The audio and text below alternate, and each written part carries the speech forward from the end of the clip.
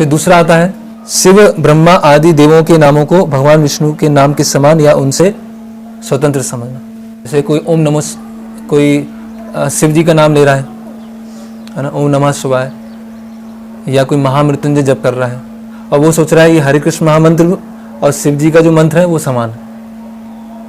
जैसे कोई नया नया आता है तो अलग अलग जप करते हैं, कोई दुर्गा जी का करते हैं, कोई शिव जी का करते हैं, कोई कृष्ण का कर रहे हैं, तो हम बोलते हैं ठीक है आप साथ में ये भी करते जाओ, एक माला ये भी कर लेना, 2 माला आप ये भी कर लेना, है ना। लेकिन कुछ समय के बाद उनको बताना होगा कि जो शिव जी का मंत्र आप कर रहे हैं और जो हरे कृष्ण महामंत्र कर रहे हैं उसमें जमीन आसमान का अंतर है ना। तो कोई भी मंत्र कर रहा है वो वहां से हरे कृष्ण महामंत्र चालू कर सकता है, उसका कोई मनाही नहीं है। लेकिन कुछ समय के बाद अगर भक्ति में प्रगति करना है या वो करे सामने वाला, तो उसको बताना पड़ेगा कि देवी देवताओं के जो नाम है और कृष्ण का नाम है उसमें अंतर है ना। तो दुर्गा सप्तशती है और महामृत्युंजय है या रुद्राक्ष जप है, बहुत सारे अलग अलग जप हैं। साईं बाबा का है, वो तो है ही नहीं, वो तो अपराध की कैटेगरी में नहीं आता मतलब। तो वो जप या वो व्रत, कोई मान लो व्रत करता है ना, सोमवार का बहुत लोग व्रत करते हैं, अमावस्या का व्रत, पूर्णिमा का व्रत, या सावन का सोमवार आता है उसका व्रत।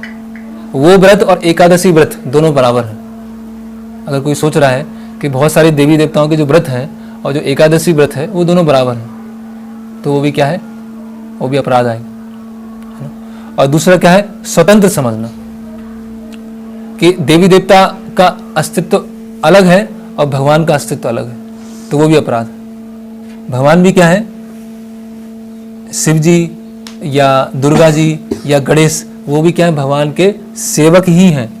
अच्छा।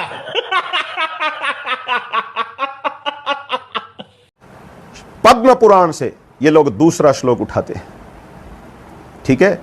और वहां पर इन लोगों ने क्या कहना प्रारंभ किया है, आपको आश्चर्य होगा कि शिवस्य नाम शिवस्य श्री विष्णोरय यह सकल नामादि भिन्नत्वम।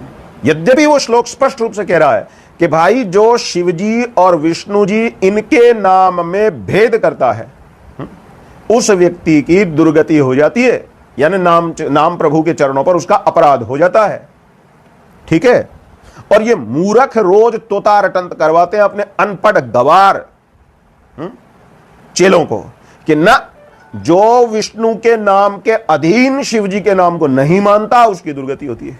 अरे मैं कहता हूं कोई 8वीं कक्षा के संस्कृत पढ़ाने वाले अध्यापक को पकड़ के वो श्लोक दिखा के पूछ लेना उसका क्या अर्थ है, उसी में तुम्हारा सब कुछ स्पष्ट हो जाएगा।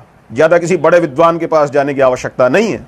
लेकिन फिर भी एक सच्चे वैष्णव